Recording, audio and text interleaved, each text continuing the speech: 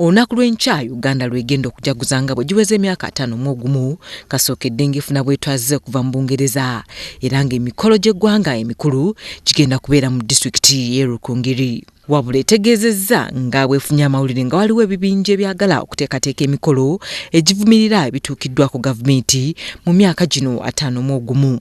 Kye tubawabula poliisi baleme kumenya mateeka kubanga tebakaaba ti hey poliisi etulugunya lwaki omenya amateeka ate ng'okimanyi omenya amateeka bw'oba tayagala kugenda mu mikolo ya independence tuleka oba okola ebirala naye totabula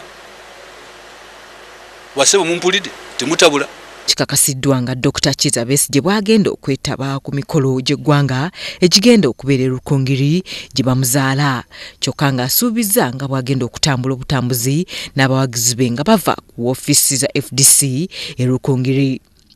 Kayihura okwogera bino abadde yakamala okuggulawo olukuŋŋaana lw'abaduumizi ba poliisi e Naguru nga bano bavudde mawanga g'obuvanyuma bw'Emazinga wa Africa okulaba engeri gye basobola okutereezaamu ebyokwerinda wamu n'okunoonyereza ku buzi bw'emisango nga beeyambisa obukugu obw'ekika ekya waggulu.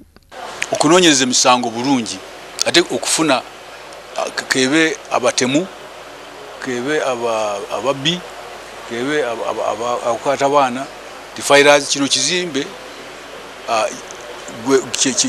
kigenda kutuyamba.